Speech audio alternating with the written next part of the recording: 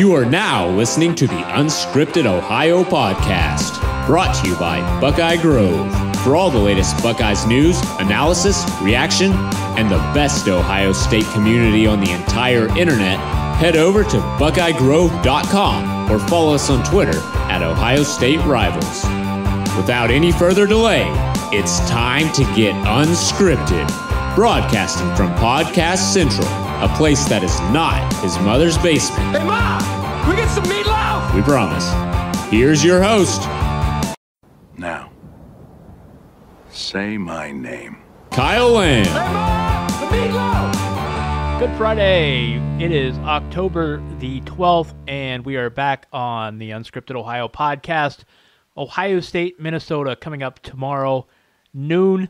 It is kind of nice to get back to an early game, and this is probably going to be the last one for at least a few weeks, it looks like, because next week's game against Purdue is going to be a 7:30 kickoff in West Lafayette. And although they have not yet announced the kickoff time for Ohio State, Nebraska in a few weeks from now, given the fact that there are reports out that Ohio State will be wearing black alternate uniforms, it kind of sounds like that's going to be an evening game as well, despite the fact that Nebraska is brutally bad this year. They are still Nebraska. The name still carries some weight, so that is a game that the networks could still justify putting in primetime. It's not going to be a nationally, well, it will be nationally televised. Pretty much every game is nationally televised now, or at least most of them are. But it's not going to be a primetime game as far as, ABC picking it up and putting it on a huge national audience. But it does look like a game that could be picked up on FS1 or put on BTN as an evening game. So kind of looks like this will be the last noon game until maybe the Maryland game towards the end of the season, sandwiched there in between Michigan State and Michigan. But Ohio State, Minnesota coming up on noon on Saturday. Normally, I would be previewing Minnesota with a beat writer that covers the Golden Gophers, but the interview fell through here, so that's okay. I get paid the big bucks to talk about this, so I'll give some thoughts on the game. I don't know a ton about Minnesota. I've watched them just in bits and pieces this year.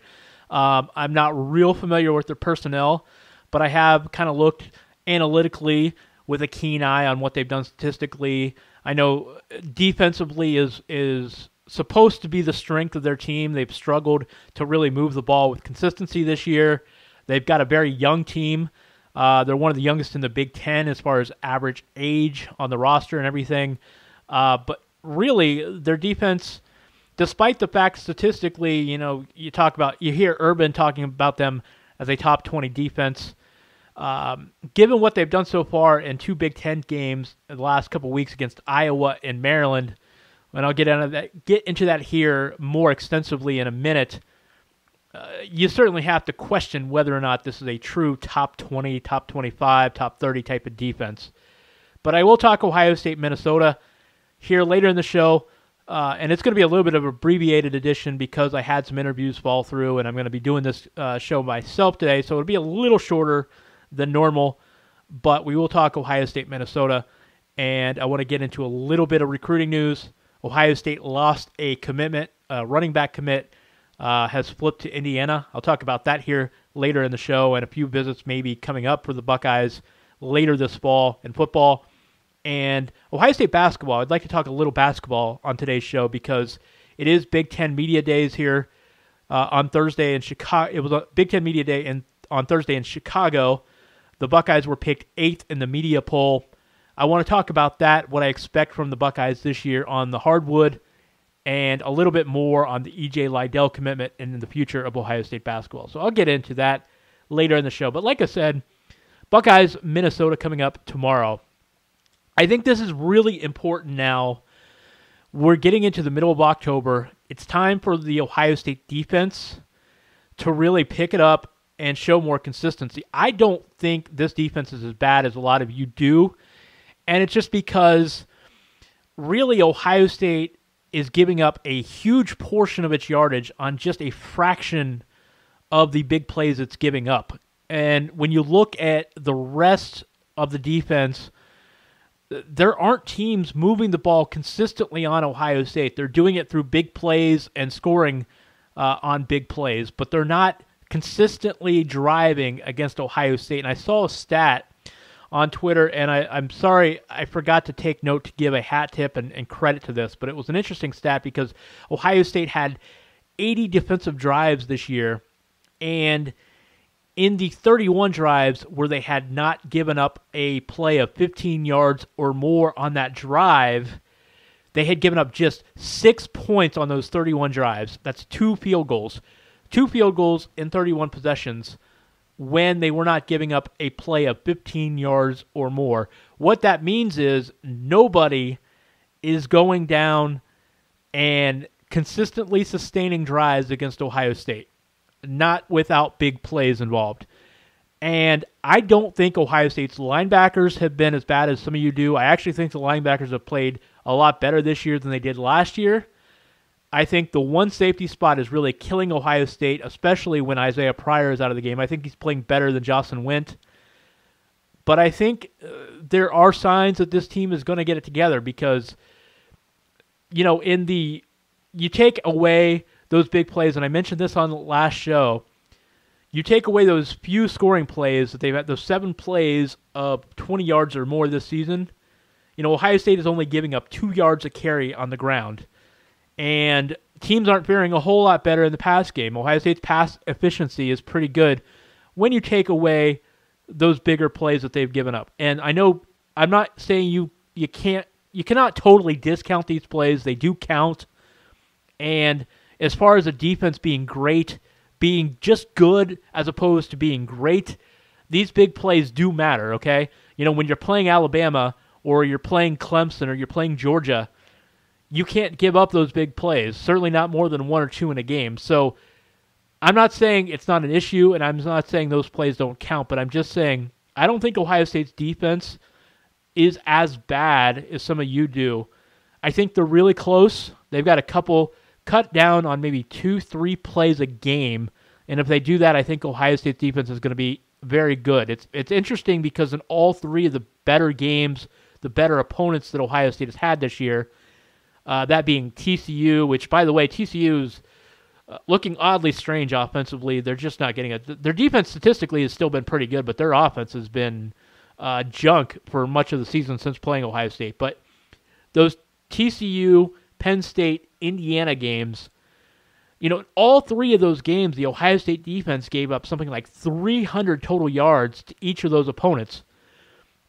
But in all 3 of those games, the Ohio State defense came back and played very well in the second half. I think in all 3 they gave up. Indiana, they gave up like 80. I think TCU and Penn State gave up something like 130, 140, 150 yards. So the Ohio State defense has been actually very good in the second half, which begs the question, why is it taking the Ohio State defense so long to turn the corner? That's something we just don't know. It doesn't make a lot of sense. What is happening in Ohio State's either game week preparation or, the coach's preparation, getting ready for opponents? What is going on here that Ohio State is coming out and getting blitzed early in these games, but then they're clearly making halftime adjustments, whatever it is, whether it's strategic, whether it's something as far as the game plan, making actual changes, or if it's just getting these guys on track psychologically and mentally at halftime. Whatever the Ohio State coaching staff is doing in the locker room, it's working. The Ohio State defense has been very good in the second half, but the first half, it has not been good. That is something that has got to change, and I don't know what the answer is. I don't know why that's happening. But if it is just a matter of focus in order to cut down on the big plays, and we've talked about this with Ross, we talked about it with Kirk, I think part of the problem is just angles by the safeties. In some cases, it's been bad positioning and angles by the linebackers and poor tackling at times. But I think a lot of it is, Ohio State has been scheming to try to take away the zone read, and I think that's part of the reason why you're seeing some of these big plays, just bad timing when you're trying to take away the zone read, and then all of a sudden they run up the middle if your inside linebacker is kind of offset to the outside to try to take away the zone read, well, then the middle of the field is there, and then if the safety takes a poor angle in a wide open middle of the field, well, that leads to disaster. And that's happened a few times this year. But whatever the problem, I think some of those things are going to be rectified. I think they will get better, and it better happen this week because, like I said, Minnesota's offense has not been very good this year. And the defense, although statistically has been better, in the last 2 games, they've given up 42 points and 48 points, respectively, to Maryland and Iowa. And it's interesting because you look in those games, both of them, they gave up right around 430 yards to each opponent. 2 weeks ago against Maryland, they got gashed for 300 yards rushing, 8.5 a carry.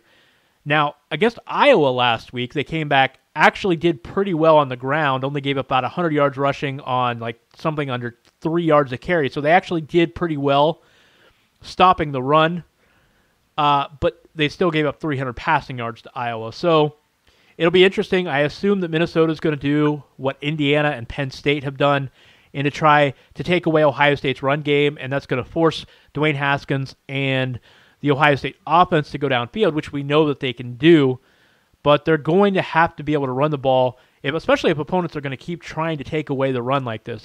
I'm just surprised with what Ohio State has shown it can do in the pass game. I'm surprised that opponents are still electing to go to such lengths to take away Ohio State's run game, but if they're going to do that, especially later in the season, Michigan State and that game against Michigan, who has been spectacular on defense this year, albeit lesser competition, but they have been spectacular on defense, Ohio State is going to need to dominate the line of scrimmage. And it will be interesting to see what Michigan does in that game. Do they go the route of a Penn State and put 8 in the box or 9 in the box and let Ohio State dare to throw downfield? I'm not sure what happens there, but Michigan, Wisconsin are going to be better defenses, and Ohio State by then is going to have to control the line of scrimmage. Even if they're against a numbers advantage, they're just going to have to do it. And I think Ohio State's defense, though, is going to have to show up tomorrow. We need to start seeing a consistent Ohio State Buckeyes defense. We need to see the return of the Silver Bullets, the team that dominates the line of scrimmage, doesn't allow big plays, that is consistent with the pass game, not committing stupid penalties, pass interference, holdings in the backfield. We got to see Ohio State do this against a team like Minnesota because this is not a great offense. Indiana had been inconsistent offensively, but they do have talent. I don't think this Minnesota offense, from what I've seen, is as talented as Indiana. I think it's probably a consistent defense. Indiana's defense statistically actually was very good. Minnesota's is not quite on that level, but it's not a bad team either. But I want to see Ohio State on Saturday come out. I want to see them be aggressive defensively, play with a lot of emotion, and get rid of the big plays. And I want to see it happen in the first half, in the first quarter at the start of the game. I don't want this to be a case where they give up another 250 yards in the first half and then cut down to 90 or 100 yards in the second half. Let's see a whole 4 quarters of defensive football from Ohio State because now this is the time of the schedule. I know Purdue's not super scary right now, but it's still a night game in West Lafayette. Nebraska's not super scary. Actually, Nebraska looks pretty easy right now, but it's still Nebraska. I don't want to take them lightly. But in these next 3 or 4 games, Ohio State really needs to show improvement and get ready for the meat of their schedule. Michigan State, don't be fooled by how they're playing. This is still Michigan State. It's going to be in East Lansing. That's not going to be an easy opponent for Ohio State. Michigan State, Michigan, and Wisconsin, it's probably a 3-game season. You never know. And I don't want to say that they can't lose these next 3 games because we know stranger things have happened. But most likely, these are the games that Ohio State needs to work on discipline and the small things and get ready for the bulk of the rest of the season. Because this is where you improve. This is where you've got to get it done. And we'll see how Ohio State's defense responds.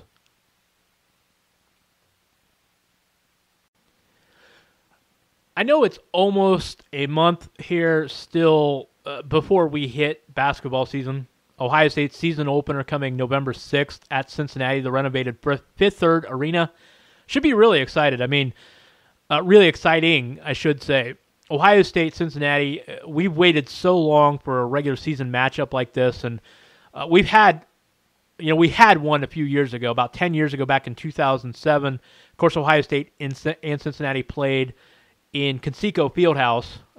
It's now called Bankers Life Fieldhouse, but it was Conseco back then. But we haven't had an on-campus showdown between these two teams in like 100 years. That's just crazy to think about, that it's been that long since these two basketball powerhouses. I know I'm using that term a little loosely, but two very good basketball programs within the state, just 100 miles apart, have not played in 100 years on each other's campus. So that in itself is an amazing storyline as we build up the next few weeks till the season opener. But yesterday in Chicago, it was Big Ten Media Day. The first media poll came out with Ohio State picked 8th in the Big Ten. Now, let me start off by saying, on its face, I don't think this is totally unfair. There are reasons to pick this. Ohio State lost 4 players off of that team that won 24 games last year. Keita Bates-Diop, obviously one of the best players in the country, is Big Ten Player of the Year. Then you lose Jayshawn Tate, Cam Williams, and Andrew Dockett. So those are 4 very good players that Ohio State will not be having on its team this year. Now, I have a couple observations I want to preface this by saying. First and foremost, I don't like looking at what teams lose, because it's not about who you lose, it's about who you have back. Ohio State has a talented team, albeit very young and inexperienced this year. There are some question marks. Shooting is going to be a question. Consistent scoring is going to be a question. And in some cases, strength and conditioning with some of these young guys, the freshmen and sophomores, they're going to have to be tougher. They're going to have to be quicker. And we'll see if they can go 30, 35 minutes in a physical league. There are definitely questions about that. So when you say Ohio State picked 8th in the Big Ten, not totally unfair. But I would also remind people that last year at this time, we didn't know Ohio State had a Keita Bates-Diop. We didn't know. We kind of knew that they had Jayshawn Tate, because Jayshawn is a guy that's been pretty remarkably consistent. We know who he is. We know what he could do. But Keita really took his game to another level. And I don't think this Ohio State basketball roster has a Keita on the roster, and I'm not saying that. There's not going to be a guy that's going to step up most likely and average 20-7 a game or 20-9 a game doing what he did. That, they just don't have that type of player. But within a basketball team, you don't necessarily need to replace a guy with 20-9 from one guy. You can make that up in a number of ways. You can do it with 2 or 3 guys elevating their game. Keep in mind the number of shots that go up in a basketball game from a team doesn't change dramatically from year to year. You lose one player and you're taking away 20 shots a game from Keita Bates-Diop, but those 20 shots a game are going to be taken by somebody else on the roster. It's just a matter of making those points. And you might see a fall-off. Those 20 points that Keita took might be taken by 3 combined players splitting those shots up, okay? The shots will still be taken. You might see a drop-off of 1 or 2 makes a game, but they can make up the scoring somewhere else. They've just got to be efficient about it, and they've got to play good defense, probably to make up for maybe those couple points a game they're dropping without Keita Bates-Diop. Where I like this team going forward, especially this year, I like the fact that they've got 2 experienced seniors at point guard sharing the duties, C.J. Jackson and Keyshawn Woods. I think both of them can score. Caleb Wesson, who has lost a lot of weight, by the way. If you've seen pictures of him, he's in great shape, best shape of his life by far. So they've got points at point guard. They've got points in the post. Those are 2 great places to have it. Now, where Ohio State needs production is from CJ and Keyshawn. They need to be able to distribute the basketball, and Ohio State needs shooters to step up and make shots. Luther Muhammad, as a freshman, that's not his forte, it's not his strength, but he's going to need to be able to make shots at this level, at least at a 35-36% clip. They're going to need Dwayne Washington to hit shots. He looked really impressive over in Spain back in August, or at least that's what I hear. I didn't get to watch the games, obviously. I don't think many people did because they weren't televised and there weren't streams of them. But I heard Dwayne played very, very well. Ohio State is excited about where he is offensively. If Justin Ahrens gets an opportunity to crack the rotation, he's going to need to be able to make shots when he's in there because that's one of his strengths. By the way, Justin Ahrens is a decent shooter, but that's actually not the strength of his game. He's actually more of a scorer than a shooter. He got the perception of this dead-eye shooter, but that's actually not his it's not the best part of his game. He actually is more of a playmaker. But anyway, the point is Ohio State is going to need guys to hit shots. That's really where this team is going to either boom or bust this year because Jaden Leday is very talented in the front court. Like I said, Caleb Weston, they've got a couple good point guards. They're going to have a lot of good defensive players, I think. They're probably going to be an inconsistent roller coaster ride, especially the first half of the season. They might win some games they're not supposed to win because of talent. They might lose some games that they probably shouldn't lose. But I will say this, where I think that this 8th place finish is probably fair, and although it might be on the low side of where they could wind up in the Big Ten this year, I think they can finish in the 5 to 8 range and be a fringe NCAA tournament team. Teams need to get their shots in on Ohio State this year because when you add 10 players back from this team next year, you added C.J. Walker, the transfer from Florida State, and then you add the 3 guys coming in, DJ Carton, Alonzo Gaffney, and E.J. Liddell.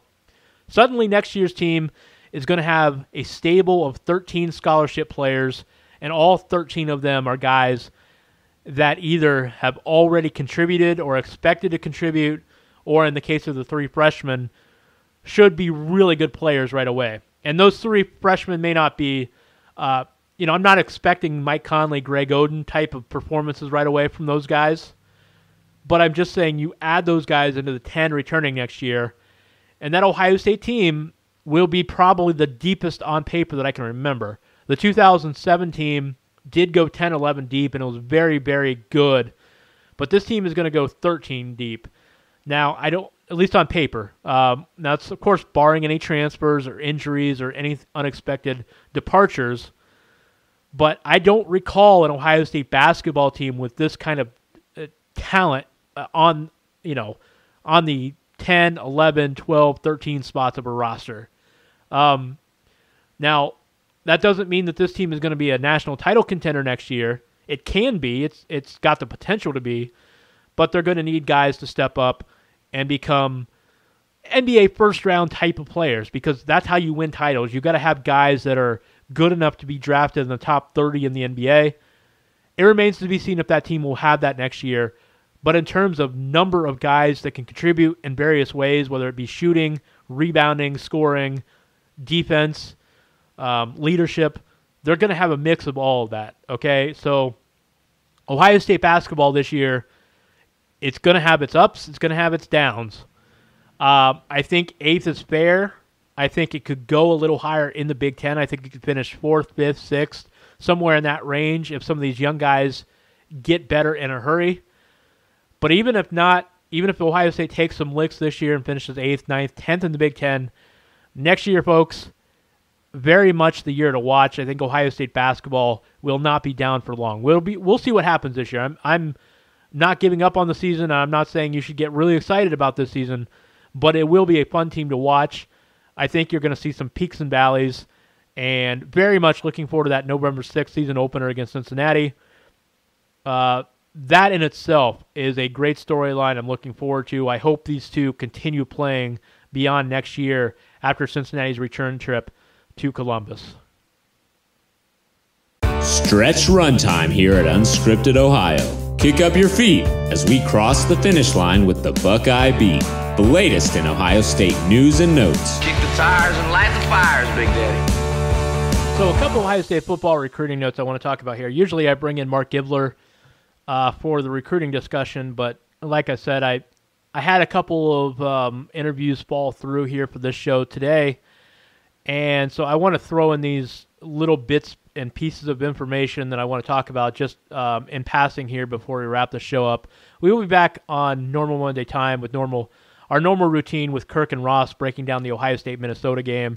And then next Friday, I hope to be back into a routine of previewing Purdue, as well as possibly a national guest to look at college football from a national landscape once again. But before I do all of that, and before we wrap it up here, Samson James, of course, a running back from Indiana, had been committed to the Buckeyes. He was on an official visit last weekend to watch Ohio State and Indiana, and then suddenly he winds up decommitting and committed to the Hoosiers. Still not sure what happened here, why this happened, why he decommitted from Ohio State. Of course, the Buckeyes already had 2 commitments in this class at running back, and they're still recruiting Noah Cain, among others. And Noah Cain, of course, the top 5 back out of Florida, IMG Academy. He actually is scheduled to visit Ohio State.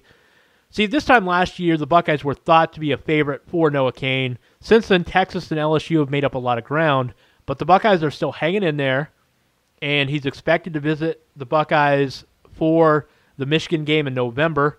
And it looks like Nolan Smith, the top defensive end or second defensive end in the country, depending on where you rate him versus Zach Harrison, he's committed to Georgia right now, but it looks like he's starting to waffle a little bit, and he's going to take 5 visits. He's already said, according to Mark Gibler of Buckeye Grove, he will take a visit to Alabama, and he said he will visit Ohio State as well. And it looks like Nolan Smith and Noah Cain will be here for the Ohio State-Michigan game together, which is huge because that's a great potential for Ohio State to lure 2 very, very explosive recruits. So we'll see how that plays out. But Samson James, look, all I want to say on this here, regardless of what the Buckeyes are going to do with Nolan Cain, or maybe they strike out on Cain, I don't know what's going to happen. I can't begrudge James for this decision. I was personally very excited about him. Watching just some highlights and a few short videos of him, I think he's going to be a very good back. I've been really impressed with what Indiana has done over the last 10, 15 years at that position.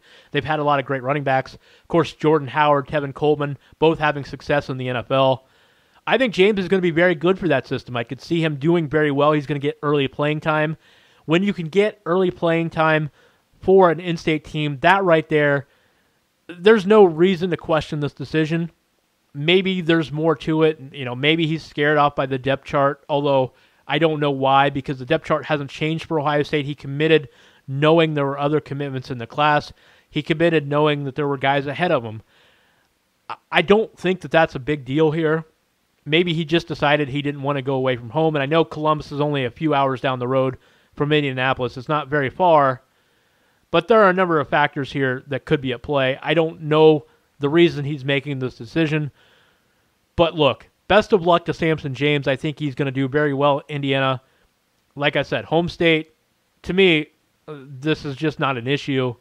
We'll have to see what Ohio State does here going forward. It's the Smith and Cain possibilities are really big for Ohio State, because right now this 2019 football recruiting class is not doing so well. They're doing pretty well with 2020 and 2021 classes, but they need to make up some ground here to kind of salvage this class and get it back to where we thought it would be earlier in the recruiting process. So Samson James not going to be a Buckeye, going to Indiana. The upshot here is Ohio State is working very hard on Noah Cain.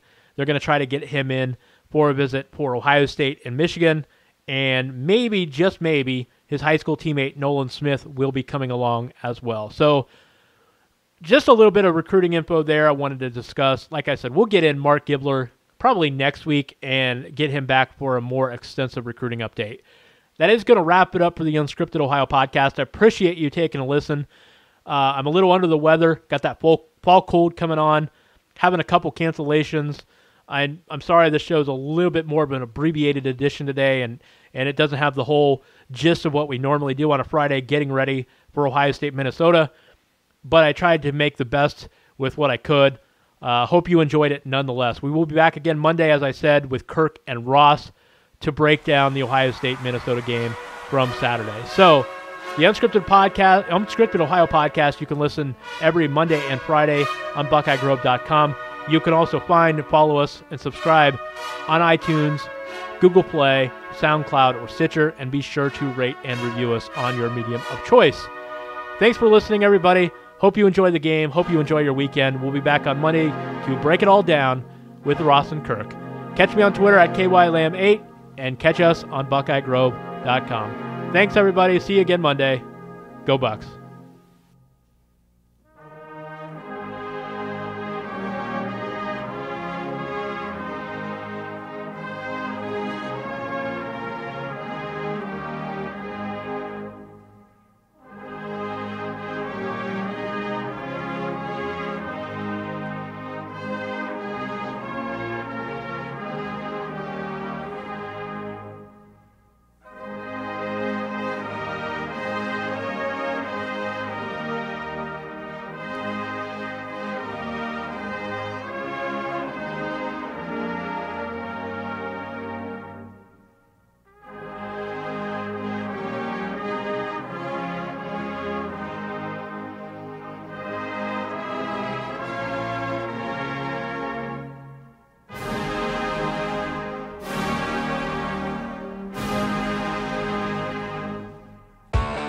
You can get new episodes of Unscripted Ohio on Mondays and Fridays exclusively at BuckeyeGrove.com or anytime on SoundCloud, iTunes, Google Play, or Stitcher. Be sure to subscribe to stay up to date on all things Ohio State.